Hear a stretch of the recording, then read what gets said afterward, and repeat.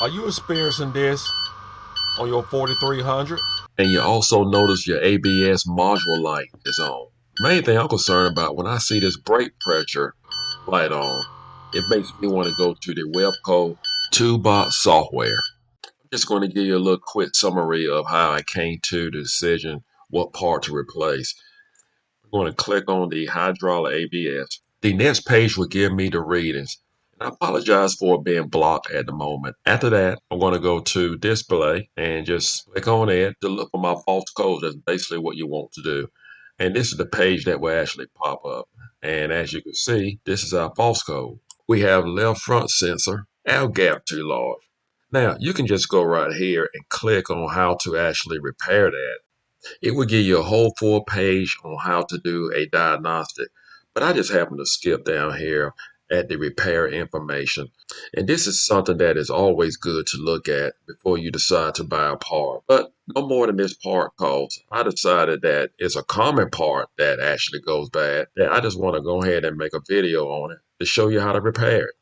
As we all know, safety is always first. Make sure you chuck block one of your rear wheels, have a chuck block in the front and a chuck block in the back of it to prevent your vehicle from rolling. And make sure you engage your parking brake. Next, we're going to lift the hood. Lifting the front of the vehicle is totally up to you. I like to do it because it gives me the flexibility to occasionally move the tire to another position to help me to have room to get to the sensor. Please make sure you support your vehicle with jack stands. Do not rely on any jack for support. Now the vehicle is higher and I can turn the wheel freely to the left. Here you will find your left front speed wheel sensor. We're just going to trace it back and you can see it's clamped down and tied down on the side of the chassis. I'm just going to take a rag and wipe off some of the dirt, or you can take an air nozzle and blow off the dirt.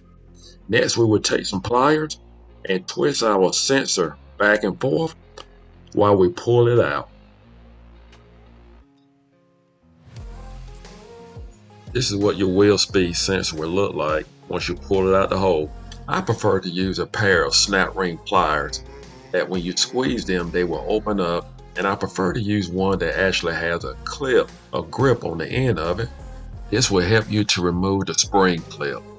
It's important that you do not reuse this clip. Discard it. A new one will come with your new sensor. I prefer to take a rag and a screwdriver and just clean out the hole. Now, one of your ABS problems could be your tone ring. So what I like to do is just blow into the hole and just turn my wheel in case the tone ring has any dirt that may be interfering with the sensor. Please make sure you are wearing a dust mask when doing this. It is not necessary, it's just something that I do. There are two clamps to remove right at the kindle. You need 11mm or you can use a 7/16 socket. Make sure you keep up with your washers and your two nuts.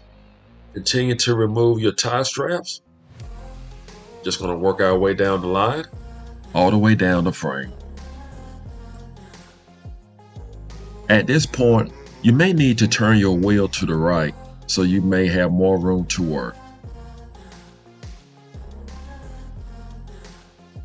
Disconnect. Use a pair of pliers on the male end, disconnect the female. Here's our new front axle wheel speed sensor. All of this comes with it. You have your spring clip and your Webco lubricant. Here's the price range, part number. What we're going to do, we're going to submerge the spring clip inside and out with lubricant. Just make sure it's well lubricated, and we'll do our sensor the same way. Now is a good time to turn our wheel back to the left. I feel that we have enough lubricant on the spring clip and the sensor, but if you choose to do so, you can actually put some lubricant inside of the hole.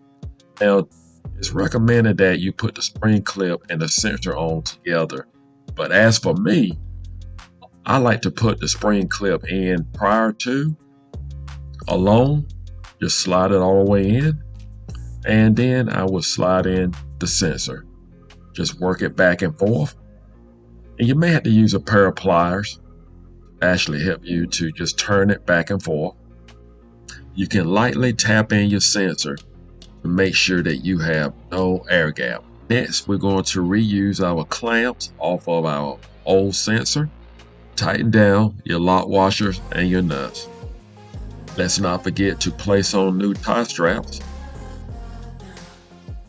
Now we can pull off our protective cover and connect our sensor. It's important that you remove all the slack in the cable. I believe we can use one more tie strap. This is what you want. You want to make sure your sensor is properly secured. Now we can lower down the vehicle and close the hood. Reopen up your Webco toolbox. At this time, we're going to clear out our false code. I personally have a habit of turning the key off and then start the vehicle. So far, so good. No more buzzer. Now we just wait for our brake pressure light to actually go out. It's out. Now we just wait for our glow plug light to go out. It's out. I like to wait for the engine light to go out too as well before I start the vehicle.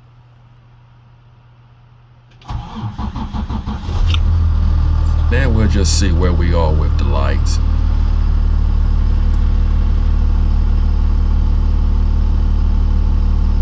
So far so good. We just wait for the engine light to go out. No brake pressure light. I'm happy about that. Now we just release the parking brake. Well, that's all you have to do. I hope this video was helpful. Do not forget to subscribe. Take care, and God bless.